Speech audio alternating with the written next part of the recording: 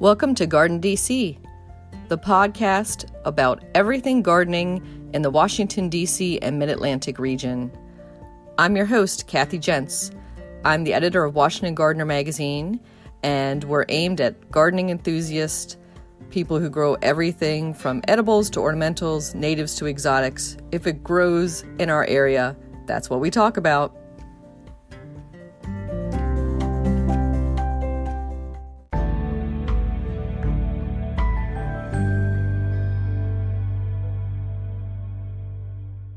This week on the Garden DC podcast, we're talking to Barry Glick.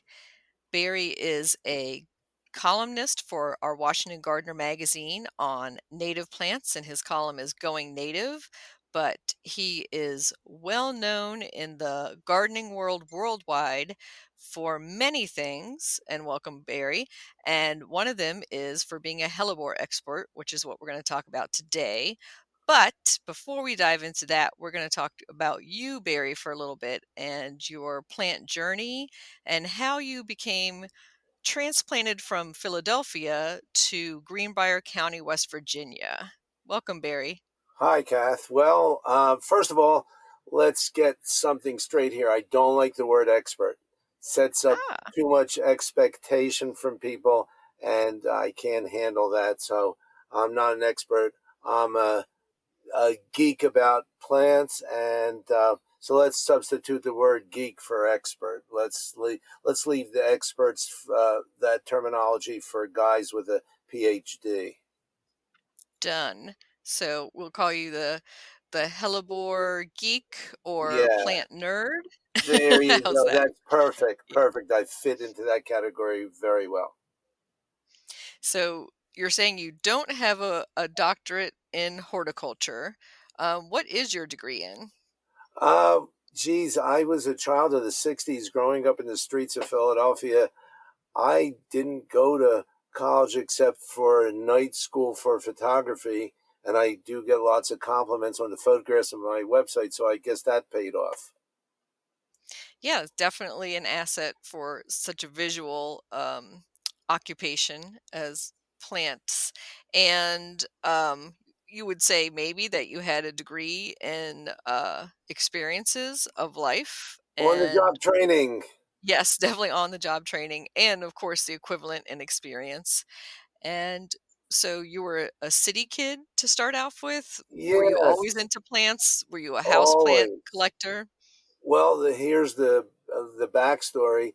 My father used to go out drinking with his buddies on Sunday, and one day when I was 5 years old, well, I mean, they could sell him anything. He used to bring home tape recorders, transistor radios, little televisions, and one day he brought home a 6-pack of tomatoes, a 6-pack of carnations, and a pack of radish seeds, and I could just say the rest is history.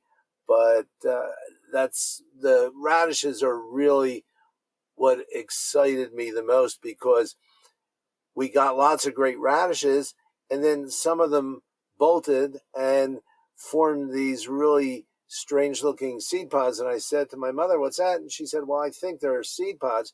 And I saved the seeds and planted them next year. Of course, being F1 hybrids, they didn't come quite true, but they were delicious edible radishes. And I said to my mother, "I don't think I'm ever going to have to buy food again." So it worked out pretty good. And I am definitely what you would call a seed freak. I love collecting seeds from plants. I like hybridizing and making seeds. And we put out in the hellebore patch alone, and when I say patch, I'm talking about 6 acres. And we're only collecting seeds in a quarter acre because we collect about 150,000 seeds a year. And we put these 4x6, 5x8, and 6x10 polyester seed bags. They have to breathe. A lot of people start out putting little Ziploc bags and other things over the seed heads so they don't miss the seeds, because you can go from having a green ripe hellebore seed pod, and I'm just using hellebores as an example. When you go to sleep that night and wake up the next morning and it's brown and the seeds have already fallen out, and then good luck trying to pick them out with a pair of 10-inch forceps out of the mulch under the plant or leaf litter or whatever you have there. So we put on these seed bags, and it turns out the seed bags are mill-spun polyester, which lasts for years and years and years because they're ultraviolet stabilized. But unfortunately, the drawstrings on the seed bags are made of cotton, so they rot. So we use a clothespin, a spring-loaded clothespin, to hold them closed so the seeds don't fall out. And it looks like snow in July because in February, March, and April and May we're pollinating, and in June we put the seed bags on. July we collect the seed bags and clean the seeds from the, well, it's the proverbial wheat from the chaff, in a what's called a clipper fanning mill, and it separates out all the leaf particles and dust, and you're bound to get all kinds of insects crawling into the bags. And after going through two different size screens that vibrate, at the bottom comes out of the chute pure, beautiful hellebore seeds, which are about the size and shape of rice, except they're black. And that's the treasure. Then we sow them 5,000 to a 17 by 17, 5-inch deep Anderson propagation flat. We put a piece of hardware cloth over the top of it to keep the varmints out. And right now they're germinating beautifully. In fact, on my Facebook page today, I just put a picture of one of the seed trays germinating, and a caption was, "The eggs are finally hatching." So it looks pretty cool. I love all those little cotyledons. So you said 5,000 in a 17 by 17 tray. How many of those seeds germinate? Well, probably well more than half germinate the first year. The rest of them germinate the second year. So we're really careful about saving. In fact, I never, I never throw away seed trays because things could germinate several years down the line. I remember how I found that out, and it was with a native plant called Actia pachypoda.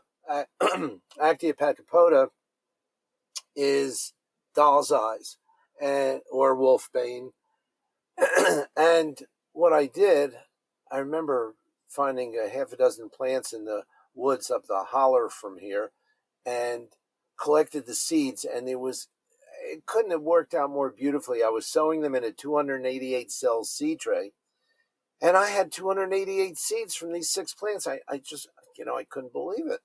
So I sowed them and put them out in the woods. So Mother Nature took its course, because I was taught many, many years ago by one of the most brilliant people in the Rock Garden Society, who's long gone. His name was Norman C. Dino, middle initial C, Dino, D-E-N-O, who wrote a book on propagation from seed theory and practice, and covered 2,000 species. The book has been reprinted. I think it's on on Amazon. You can find it. Norman C. Dino. And I used to get dot matrix computer printouts from Norm while he was editing the book before he even published it. And I remember calling him and telling him, I said, I had these Aquilegia seeds, and I had them under lights at 70 degrees, the optimum temperature, I thought, and they didn't germinate. And I know I collected them fresh. And he said, no, no, no. You have to replicate nature. And that's the simplest thing. It's not rocket science. The seeds needed freezing and thawing. They needed to be where they would be out in the wild, freezing and thawing in nature. And what that does, that makes little minute cracks in the seed coat, and eventually water is absorbed, and the plants know that the temperature has warmed up and is steady and stable, and that it's time to germinate. Now, there are certain seeds that need a little bit of help beyond that, mostly seeds of the Leguminaceae family, which have a really, really hard seed coat and could be years before they germinate. Now, you can help that along by, and I realize we got far away from the Actia pachypoda seeds, so I'll get back to that in a second. And where was I? Okay, so Leguminaceae seeds, you can take the seed and where it was attached to the plant on that end of the seed, rub it on an emery board, and kind of pierce the coat so water gets in right away. Or you could take them and shake them in a vial of coarse sand. Now, getting back to the Actia pachypoda, and I can't believe that as obsessive compulsive ADHD that I am, that I remembered where I left off. Give me a second to get my bearings in the story. So I put the seed flat, the 288 cell seed flat, out in the woods. And the following spring, expecting 288 seedlings because I know I collected the seeds fresh, I got nothing, not a zip, zed, nothing. So I left it out there because I had so many other things happening. My philosophy is, since a watched pot never boils, you have a lot of pots and there's always something boiling because you can't be watching them all. So I put it out in the woods, and then lo and behold, the following year, the second year, I had 288 little seedlings. So what those particular seeds had to go through was 2 cycles of warmth and cold. So basically what I've done, if I want to germinate seeds like that, I'll put them in moist moss or vermiculite, put them in the refrigerator for 6 weeks, bring them out into room temperature for 6 weeks, put them back in the refrigerator for 6 weeks, and bring them out. And in 6 weeks, they usually germinate. And this is a kind of steadfast rule across the board for things that require 2 cycles of warmth and cold. So you're actually kind of tricking Mother Nature there. I'm sure she knows what's going on, but she turns the other cheek to let us shave some time off, since our lives are kind of finite and limited, and she wants us to enjoy all the amazing plants that she's created. I love that description. And so that cold freeze thaw process that you described, that some seeds require, not all seeds. That technical term is cold stratification, correct? Well, then the word stratification is a misnomer as well, because Hmm. stratification just means layering in. So it's conditioning. I like the word conditioning better. Yes, that makes more sense. But often on seed packs or directions, you might see the term stratification. So you would know that that means it has to go through some type of winter exposure, whether you're creating it artificially or actually doing it Right, for a whole right. season. Exactly. I'm a stickler for nomenclature and Hmm. terminology. So, well, I just call it conditioning. And clarity always helps. And speaking of terminology, I notice you don't have a West Virginia accent, even though you've been there since the early 70s. But you referred to the holler down the road. Can you define that for us city folks? Well, most city folks would call it a hollow, HOLLOW. There's a whole, if you Google hillbilly terminology, you'll find a description. Let's see, I'll do that while we're chatting here. Hillbilly terminology. Hillbilly terminology. Uh, Hillbilly terminology. Let's see. Hillbilly's looks like it's a derogatory term, but we don't mind it. We Yeah, it could be used, I think, in several ways. But was your transition from Philadelphia to West Virginia? Did you have to learn a new vocabulary? And what drew you to that piece of land? What well, about it? yeah, geez, I I attribute my success to naivety and being green or wet behind the ears. There are many different ways to describe it. Moving down here from growing up in a row house where there were 40 houses on each side of the street in the early 70s, to land that I had no idea what I was doing, and I can catalog all my mistakes, but I learned from them, and I made lots of mistakes, but I rarely made the same ones twice. Now, I just happened to be sitting in a friend's living room waiting for them to get together whatever they needed to head down to Atlantic City for the afternoon, and was flipping through the Philadelphia Inquirer. And I actually have the ad. There it is up on my wall, laminated. And in the farms for sale section, and because I always wanted a farm or farmland, and in Bucks County, Pennsylvania, they were $3,000 an acre. And this said, remote mountain farm, 60 acres. Well, actually, it said 50, 58 acres, 40 pole, 10 rod, more or less. There are different ways of measuring land, or smaller pieces. And so basically it was 60 acres for $6,000. I said, wow, that must be a misprint. But I called the guy anyway, and I'm still in touch with him. He was kind of a land speculator, lived in Westchester, Pennsylvania. So I drove out to visit him, and he showed me some slides and drew a map on a paper bag, threw the dogs into a van thinking, well, West Virginia is only 4 hours away.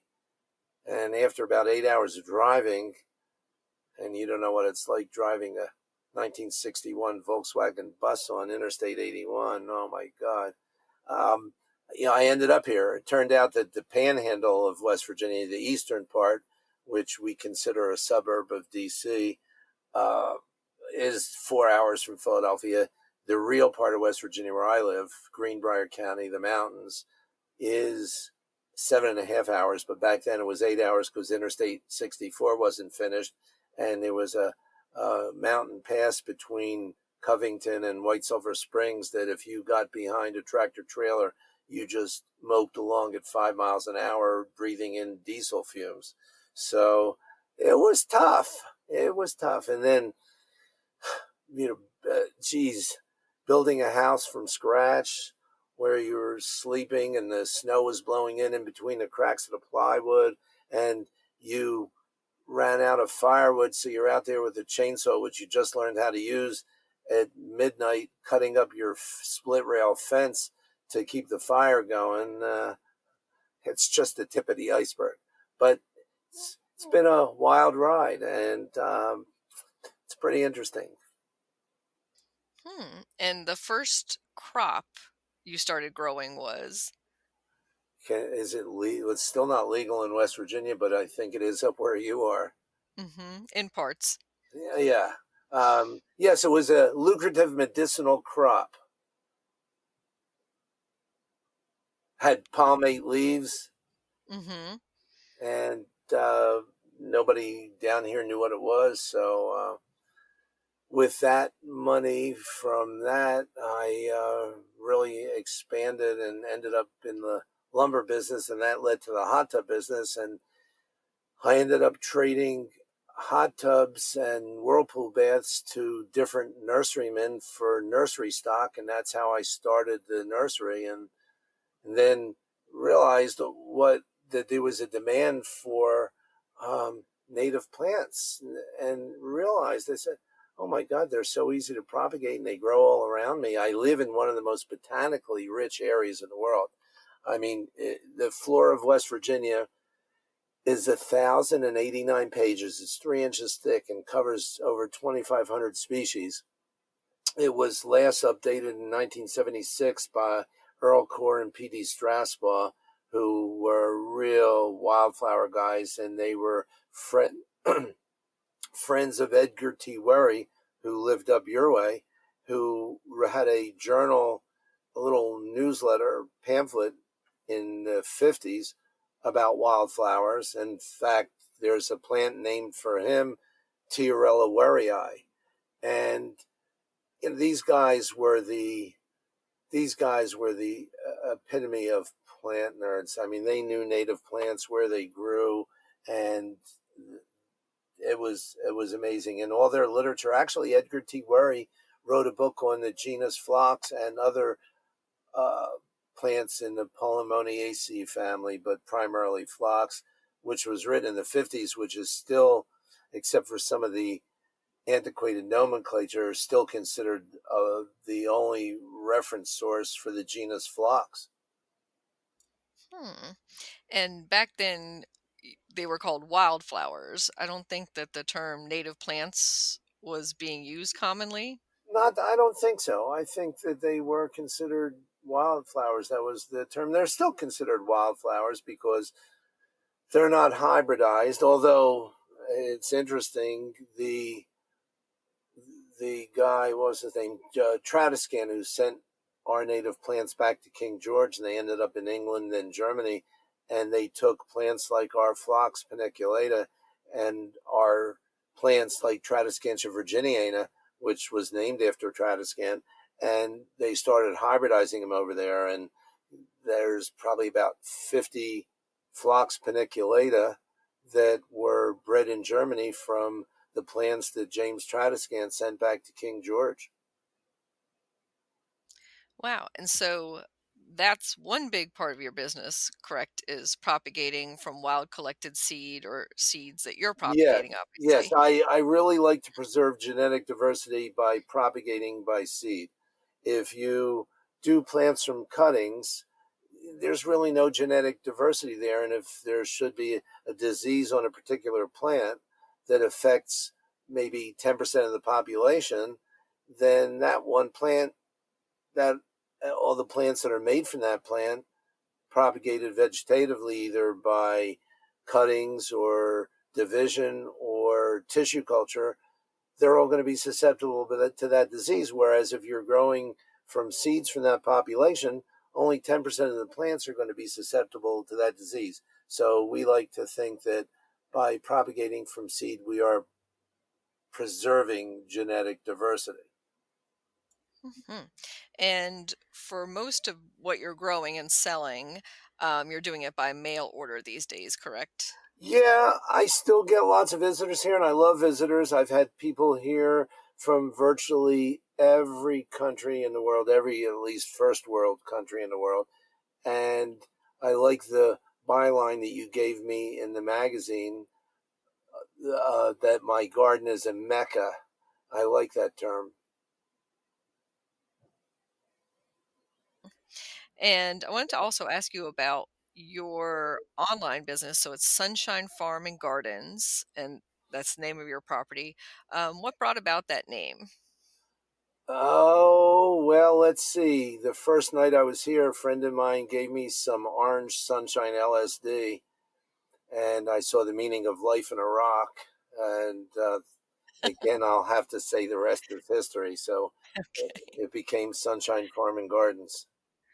Hmm. And of course, because we're having our main talk today about hellebores, we probably do need to define that they are not native to the United States, Well, but that's that's what I was going to say. They are, hmm every plant is native somewhere, hmm and the hellebores are native to mainland Europe, but primarily all the species hellebores, most of them are native to the Balkans, Serbia, Croatia, Bosnia, the former Yugoslavia. That things like Hellebore purpurescens, viridis. I think viridis occurs in England. Hellebore fetidus is in the British Isles, besides being native all over Europe. So this is a good time to mention that in the old days, in the early times of hellebores, they were referred to as Hellebore orientalis, which is kind of a misnomer because what they basically are is a compendium, or let's say a hybrid of hybrids. For example, Hellebore purpurescens brings a purplish color. Hellebore viridis brings a green color. Hellebore multifidus brings a divided foliage. Hellebore multifidus subspecies striacus brings a really divided foliage. There is actually a species, Helleborus orientalis, which has two subspecies. The regular Hellebores orientalis, which is also from the Caucasus, actually, has two subspecies. One is subspecies guttatus, which brings that beautiful red spotting to the white background of color, and Hellebores orientalis subspecies abchasicus, which brings a reddish early flowering plant to the palate. So when you see all these different colored hellebores, they're now known as Hellebores ex hybridus. And it could be any one of them, infinite color, shape, and form. I mean, even the foliage is variable. So you could look at it, and if it's leaning into the really purple colors, saying, "Oh, it's got a big influence from Hellebore purpurescens," or if it's more greenish, then it's Hellebore viridis has more of an influence on it. One of the most desirable colors in hellebores and one of the most elusive is Hellebores odorus, which brings a yellow color to the mix. But Hellebores odorus is kind of a weak grower, so the plants aren't as vigorous as some of the rest of the colors. Hmm. And I would think that most gardeners who might not be using their Latin would be referring to hellebores by their two bloom times, either the Christmas rose or the Lenten rose. Exactly. And what we're talking about so far has been the Lenten rose. If you want to talk about the Christmas rose, we're talking about one particular genus or species, rather, in the genus Hellebores, and that's Hellebores niger.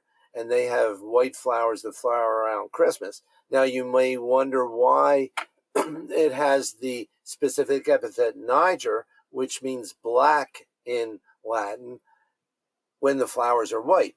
Well, Yeah, that always confused me. the roots Yeah. are black. The roots are black, and Ah. they were used medicinally, even though most of the plants in the Ranunculaceae family, which is the buttercup family, most of the plants in that genus are poisonous to some degree. And people worry, oh, I don't want to grow hellebores because my dogs will die. I said, well, I had 5 dogs at that when I started growing them, and no dog would eat a hellebore because they're bitter and acrid. I mean, that's why the deer don't eat them. They have a principle in them that protects them. And yes, if you sat down and pretended they were spinach and made a wonderful salad with Kalamata olives, put a little olive oil and balsamic vinegar on it, you still wouldn't be able to eat it because they taste terrible. I've taken a bite out of them. And I've always had the he always had the desire and never got around to it. It's project number 802 on my list of things to do is take the leaves of hellebores. Maybe one of your listeners or readers will beat me to it and become famous and wealthy. And take the leaves of hellebores and put them in a blender with water and or alcohol or something, see if I could extract the principle that makes them deer proof in the leaves and spray it on other plants like Trilliums or Hepaticas, which the deer love. Or if you really want to do a test, spray it on daylilies and hostas and see if we can make a mixture that is like strong as liquid fence or one of the other deer away or hinder or one of these other deer sprays. And that Mhm. way you could cut your hellebore leaves off in the fall and make this brew to use in the spring. So anybody does that, let me know. Yeah, that'll be an interesting experiment, and you'll have plenty of foliage in your garden to try it out with. And Well, for with six those acres of hellebores, I could bale this stuff up. yes. So do you remove, the spent foliage at the beginning of winter, at the end of winter? How do you take care of yours? Funny you should ask, and that's the one of the beginning slides in my hellebore lecture is what a bed of hellebores looks like in early spring, not cleaned up, and the next photo of the same bed is a couple of days later, cleaned up with all the old foliage taken off. And there's no way in the world, even with an army of fellow plant nerds with Felco number 7 or number 2 pruners, or even hedge trimmers, could we cut off all the old foliage? And people say, well, doesn't it cause disease to have the old foliage on there? I said, no, of course not. Not unless there's disease to start with or something. No. In fact, I believe that leaving the old foliage on protects the crown of the plant because it's like it has like a vase-like foliage and leaves collect in it. So you have like automatic mulching to protect the crown of the plant, maybe delay flowering until all the hard freezes are over with. Then they decompose and add organic matter to the soil. Great points. And yeah, I would say if it was really tattered or if there was a ice storm and it looked really awful, that it's not going to be horrible for the plant to cut off some Well, of the sad foliage. I'm talking about having 6 acres of them to deal Hmm. with. In the early days, when it was just a quarter acre, they were beautifully mulched, well fed, and pruned and deadheaded. Uh, but in the home garden, there's nothing wrong with. I mean, I would wait till late, right before they were ready to flower to cut the foliage off because at that point, hopefully, all the hard freezes are over with. But certainly, the couple beds right around my house in my own gardens, we try to clean up just for display purposes. Yeah. Hmm. And for those not growing hellebore, which I can't even imagine, let's sell them on them, Barry. So let's talk all the attributes and benefits of the hellebore. So first off, evergreen, right? Yes. Well, that's kind of a misnomer as well.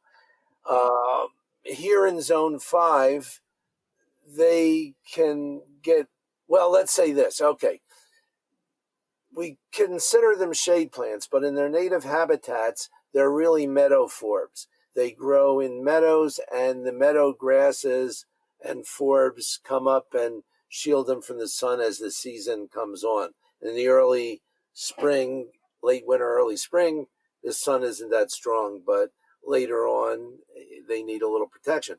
If you grow them in full shade, which I do because I have out of 60 acres here, about 45 acres are deep shade woodland. The foliage looks great all year round until it's ready to be replaced by the old foliage, kind of pushes it out of the way. Now I have several beds, and I'm looking out the window at them in full sun, and they get the morning, noon, and evening sun. I mean, the late afternoon sun is brutal on them, and they look phenomenal. And in the early spring, they produce more flowers than the ones grown in the shade. And for division purposes, they produce more underground growth than the ones in the deep shade. But come the end of July, the foliage starts getting a little burnt and beat up and tattered. So we're going to call them as evergreen as a herbaceous plant could probably be, right? And certainly deer proof, which we've already established. And then they have several months of bloom when most everything else is not blooming. So late winter into early spring. Yeah, the flowers just hang on, and even as they fade, even as the color fades, they take on this pastel look to them. And a lot of people, in fact, one fellow, a very good friend of mine, Bob Woolham, who does the DuPont Circle Farmers Market every Sunday and has people lined up to buy his Hmm. flowers. He has a really neat farm in Jeffersonton, Virginia, and he loves the seed pods on the hellebores, which can be very ornamental, and he sells cut hellebores.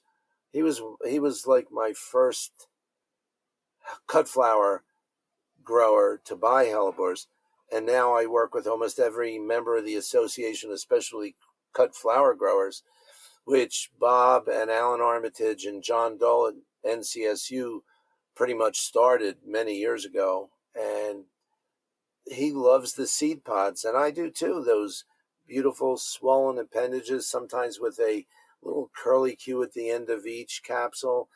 They're beautiful. I agree. And I love having them stay on in the garden for months at a time. Yeah. And I would think another thing that makes hellebore such a great garden plant is low maintenance. And I don't believe I've ever fertilized mine. Do you fertilize yours? I do the ones in pots in the greenhouses, and we grow 100,000 2-inch pots a year, and then they're in the supply chain. Then they get bumped up to 5-inch pots. We also sell bare root divisions to all the cut flower growers by the hundred.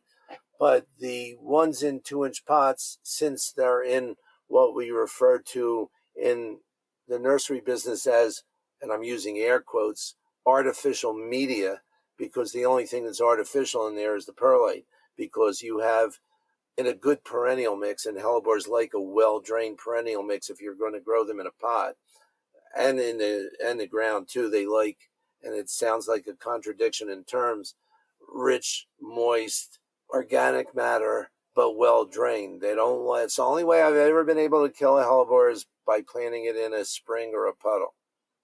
So in the pots, we have what, again, here come the air quotes, artificial media, which is basically 65% composted pine bark, which we know is organic, and about 30% peat moss, which we also know is organic, and the rest is perlite, which is a puffed volcanic rock that creates air spaces and helps with the drainage.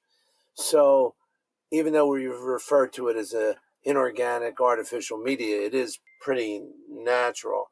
Now, the it has to drain well. So we use what we call a wetting agent, because with all that peat moss in there, peat moss doesn't hold water well. So we use a wetting agent. And when we first transplant them, we use a 945-15 fertilizer, which is 9% nitrogen, which creates top growth, 45% phosphorus, which produces roots. That's why it's so heavy on phosphorus, and 15% potassium. And the 45% phosphorus creates really good roots. It's called the plant starter formula. And then after that, we switch off to, and this is liquid fertilizer. Basically, what we do is we'll take 10 pounds of the powdered fertilizer, mix it with 5 gallons of water, and then that concentrate gets proportioned out by a machine in each greenhouse at a ratio of 100 to 1. So they're getting 2,400 parts per million nitrogen. This is way too much information for the average grower. But I mean, this is like a pre-programmed rap for all the growers that ask me for advice. I just press a button and it just flows out of my mouth. But basically, in answer to your question, the ones in the ground with 6 acres of them, we don't have time to fertilize them. So they're just doing incredible on their own.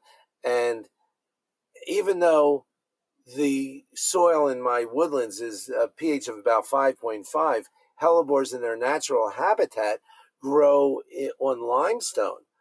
And that's another testament to their wide range of situations, how they'll tolerate anything, because here you have a plant growing in an acid woodland condition that normally grows in a limey meadow. So you can really push the hell out of them, and they reach their limit when you plant them in a running spring or a Hmm. or a puddle. Yep. So extremely widely adaptable to different growing conditions. And as you said before, they can go from part sun to full shade, and take a lot of different abuse, even the occasional foot traffic, I think. Oh yeah, well, I have deer paths all through my hellebores, and that's how I realized that they were completely deer proof. With 6 acres of them that are not fenced, they've never taken a single bite. Yeah, and I hear from some of my readers that the hellebore also make good deer beds, that because they can't eat the hellebore, that's where they bed down in. Well, that I do have some pasture for my horses, and they seem to bed down in the lush grass before the hay's put up more so than the hellebores. And I would think that the hellebores the leaves are very serrated. I would think that the prickly serration would irritate the deer, but who knows? Well, yeah, in comparison. to Really. amongst other plants. When they're Yep. tired, they're just going to lay down anywhere. Wanted to talk a little bit about the different hellebore species, which you had alluded to before and talked about that most of what we're growing in our gardens are the hybrids. But there's the Hellebores fetidus, which is also called commonly the stinking hellebore. Oh, I hate Um, that. I hate that. You know what? There's another common name called the barefoot hellebore, bear claw hellebore. Uh, let's stick with that, or let's just call it hellebore fetidus. That's the name that Linnaeus gave to it, and that's kind of a bad term also because fetid in Latin means smelly. So mhm. I mean, all right, hellebore fetidus, the palmate hellebore. You don't know how many people in my garden I fooled and told them it was marijuana because the leaves do resemble marijuana. Now, this is a short-lived plant compared to the Hellebores ex hybridus, which live longer than people do. And the Hellebore fetidus is maybe 4 or 5, 6, 7 years at the most, but they seed around. And there's been several named varieties. The first one that I ever encountered was Miss Jekyll, and that had really neat red stems. But I found lots of other seedlings, and I found silver ones, and I used to have them all kept separately, and used to keep the seeds separate, and I just said the hell with it, and I let them all mix together. Now you get a really neat variable mix. Now they prefer even better drainage than the Hellebores ex hybridus, and they like a little bit of sun. And on your website, I was looking at a hellebore I've never grown or encountered, I don't believe, called lividus. Okay, well, that's Lividus is a not non-hardy species. It grows in the warmest parts of England well. So what they've done is they've taken Lividus and bred it with Hellebore argutifolius, which used to be known as Hellebore lividus corsicus. So the crossing of Hellebore lividus with Helleboris argutifolius makes Helleboris externii.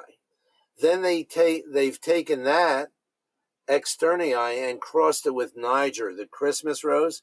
And that's all the hellebores that you see at Lowe's and Trader Joe's growing in pots Ah. that all flower at the same exact time.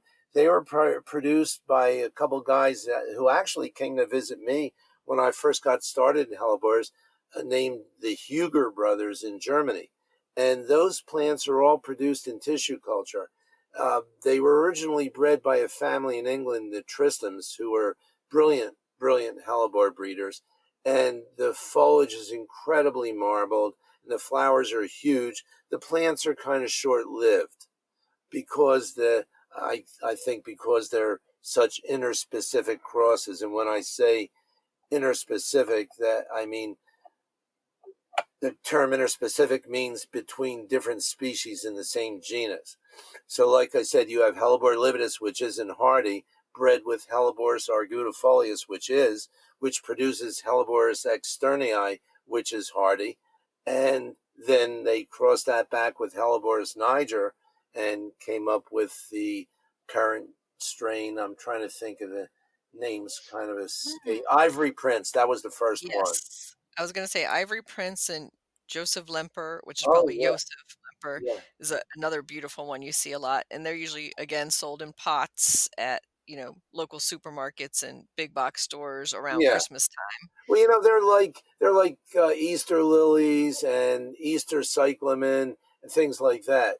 Now that people just toss away azaleas, potted flowering azaleas. They sell them at Walmart or Trader Joe's or something in flower, or Lowe's or Home Depot, and then people keep them for the couple months that they're flowering, and then they pitch them. Of course, they could be kept alive if you wanted to keep dividing them. The Easter lilies can go in a garden I think that's Mhm. Lilium formosanum, and it can become a hardy garden plant. The cyclamen are Cyclamen persicum, which people grow for the beautiful flowers, and then the flowers disappear, the foliage disappears, and they have a bulb in there and they think it died and they toss it, or they keep watering it and it rots. If you have a cyclamen, or the true pronunciation is cyclamen, and it's done flowering and loses leaves, just let it stay dry. I mean, that tuber is totally full of water and can last and last and last. If the top of the soil in the pot is bone dry, you give it a little bit of water, maybe every couple weeks or a month, but you don't want to keep the soil wet. And then the following spring, it'll come back and you'll have that cyclone again. And in fact, you can even collect the seeds from it and grow them on. And they germinate the first year and produce a flowering sized plant pretty quick. Yeah, that's great points that a lot of things that we consider disposable plants aren't necessarily that. They can be propagated outside or planted straight out. Like the supermarket primrose I just bought today, and I usually let them flower until they stop flowering inside, and then I just pop them outside, and they've come back annually for me and bloomed again and again. Well, they are, one of the varieties of the primula, and I'm still a member of the Primula Society, and hold on a second, I'm waiting till this call stops ringing. There we go. One of the varieties, and I'm trying to think of which one it was. It wasn't. Maybe it's Opconica. It's an annual, or as we say, temperennial, which is Hmm. basically a short-lived perennial. Now, if you want to grow some primroses that are perennials, and there's probably over 300 primulus species out there. My biggest seller, which is also makes a great cut flower, is Primula japonica. And I Mm. have an incredible color strain of Primula japonica that I sell out on every year that is everything from pure white, which used to be from my original strain of one that was developed in England called Postford's White, and another one called Miller's Crimson. And that's what I basically started with, and started breeding the two of them together and coming up with not just crimson and white ones, but grape colored ones and cinnamon colors and reds, and they are just really, really amazing to naturalize. Primula japonica, the Japanese primrose. I think we're gonna have to do a separate podcast another time just on Oh, primroses. we could do hundreds of podcasts on plants. There's so many plants, so little time. Exactly. So back to your hellebore selections. What are you selecting for in the hybrid? Well, basically, for hybrid vigor, we try to cross pollinate different plants with each other, and I call them the sunshine selections. I've resisted the temptation to give them individual names, and I still, I post a lot on my Facebook page. People want to go to Facebook and look me up. Just look up Glickster and on Facebook, or just look up Barry Glick. And I try to post a different picture of a different plant every day. This is Hellebores. I posted, like I said, the germinating seedlings today. Yesterday, I posted about 10 different spotted flowers. And I think the day before was an anemone centered one. So I try to mix it up. But I basically call them the sunshine selections. And at one point, I did have some individual selections in tissue culture, but they were very slow in tissue culture back in the old days. And I pretty much closed my tissue culture lab down because nowadays people just like the variety. And especially my cut flower growers, they want variety. And beside vigor, are you looking for a particular coloration on them? Are you looking for the face to turn up? No, that's never going to happen. Well, never say never. That's unlikely. And in my lectures, I first make sure there's no obese people in the audience, and then I say, if there's somebody asks me a question about up-facing flowers, says, "Come on, you've been sitting in the house eating half gallons of Breyer's ice cream all winter. get out there and bend over and pick the flowers up and look at them. You need the exercise. I think we all do at the end of this winter. Well, you know what, Kath? Yeah, Mhm. here's my explanation. Look at the time of year that hellebores are flowering. It's winter. There's sleet. There's snow. There's rain. There's freezing rain. It's brutal. And pollen gets killed by moisture, by wet. Most pollen does. Hellebore pollen does. So the flowers have evolved to be their own little umbrellas so that the pollen stays dry. And when insects come to collect the pollen and take it from one flower to the other, or get the nectar out of the bottom of the flower, which we call nectaries. And that's another point I wanted to make about the sepals. But and also for beekeepers, I have a big market with beekeepers who are looking for early pollen and nectar sources. Well, hell, these things are flowering into January, into February, March, April, and May. I said, what better a pollen source? Because each flower has over 100 anthers, and each anther has two pollen sacs, and they open slowly over 6 to 8 weeks. So you have a ever blossoming source of pollen and nectar. Now, people, when they're looking at a hellebore flower, say, oh, that one has very nice petals. They're not petals. The petals are in the center of the flower, and they're aborted in this primitive flower, and they're referred to as nectaries. And the five appendages that you're looking at are called sepals. That's except if you're looking at what we call a semi-double, then the nectaries have become petaloid. They're still not true doubles because they have sexual parts. Well, that's terrific points, Barry, that it is a great pollinator source in that time of year that not much else is blooming out there.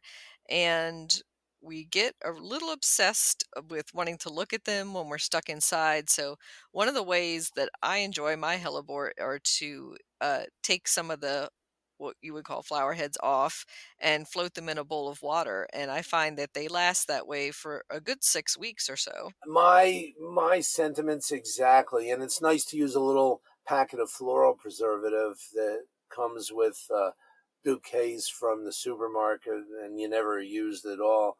Uh, I'll use half of a packet and then store the rest of it and use it in that water to float the hellebores in there.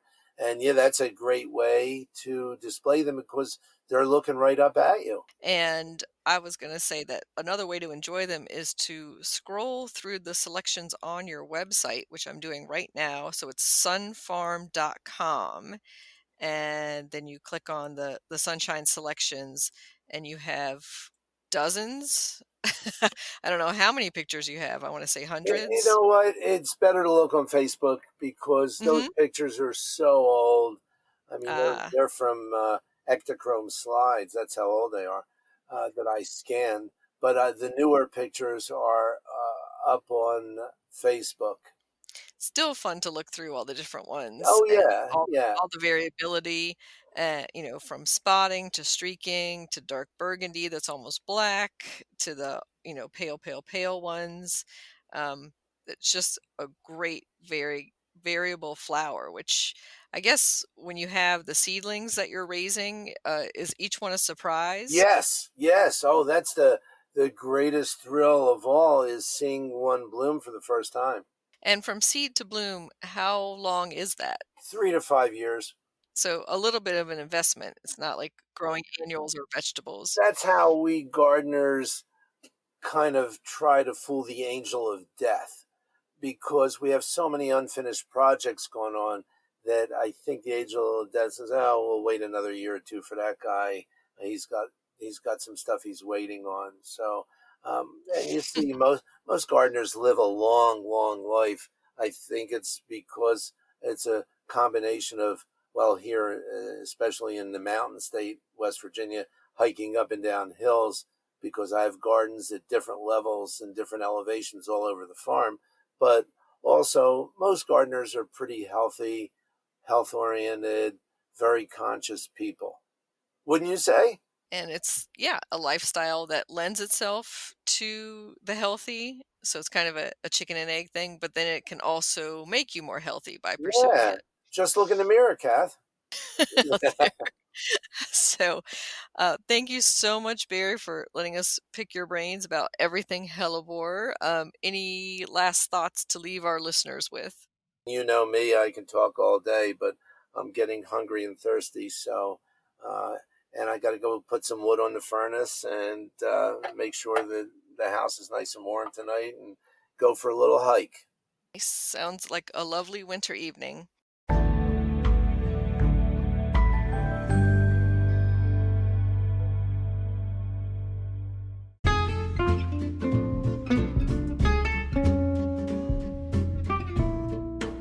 I thought I'd share a little bit about a big project I've been working on for several years, and that's National Seed Swap Day. I started National Seed Swap Day back in 2006 as part of the promotion for our Washington Gardener Magazine annual seed exchanges. And I had it named an official holiday for the last Saturday of January every year. After that event's success the first year, seed swaps in other cities started to be added to it, and we started a National Seed Swap Day website called seedswapday.com, and you can find seed swaps all across the nation and now in other countries as well listed there. Of course, this year due to COVID, a little bit of wrinkle in there, in-person seed swapping, maybe not the best idea, but we're going to explore that. And what we're going to do is have a live session on YouTube and Zoom on Seed Swap Day itself. This year it's January 30th, a Saturday, of course, and it'll be from 2 to 4 p.m. Eastern Time, and I'm going to have special guests, seed experts. We're going to talk about everything seedy, and we are going to talk about how you can safely have a seed swap in a pandemic, and other ways that you can swap seeds if you cannot safely get together. So I hope you'll join me for that, and we will have details on how to do so at seedswapday.com shortly. And happy gardening.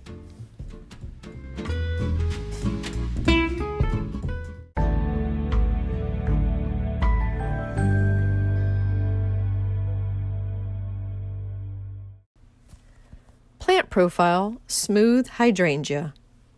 Smooth Hydrangea, Hydrangea arborescens, is a native shrub that blooms from late spring through summer. Typically, the flowers emerge green in color, then turn white before they fade to brown. Newer introductions have added shades of pink to the color selections available. These include Invincible Ruby, Invincible Mini Mauvette, and Invincible Spirit. Some favorite new varieties include the Invincible Wee White Hydrangea, a dwarf selection that gets only about 2 feet tall. The best known smooth hydrangea is Annabelle, with its enormous blooms, but it does tend to droop from the heavy flowers, so look instead for the improved Incrediball at your local garden centers. They are deciduous, and unlike the mophead hydrangeas, Hydrangea macrophylla, you cannot change their flower color by adjusting the soil pH. They prefer part sun to full sun locations. It is a good idea, though, to give them protection from the harshest afternoon rays. These plants need well-drained but moist soil. Add mulch around their root zones to keep the soil moist during dry periods. Fertilize in early spring before the new growth starts to appear with a slow-release fertilizer that is designed for woody plants. You should then prune them back by trimming 1/3 of the total length of the branches. As these shrubs bloom on new wood, this will serve to strengthen the plant's stems and encourage lots of blooming in the growing season. Smooth hydrangea, you can grow that.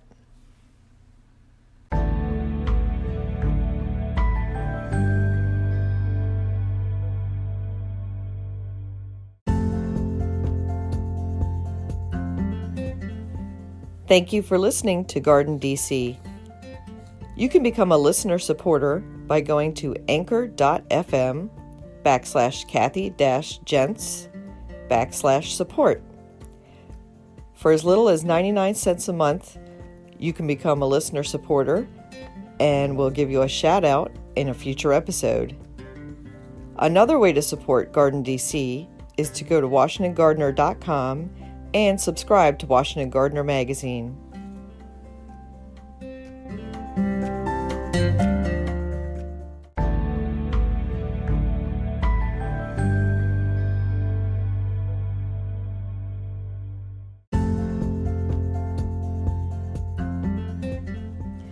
You can find Washington Gardener online at WashingtonGardener.com, on Twitter at WDC Gardener, on Instagram at WDC Gardener, and on Facebook.com at Washington Gardener Magazine.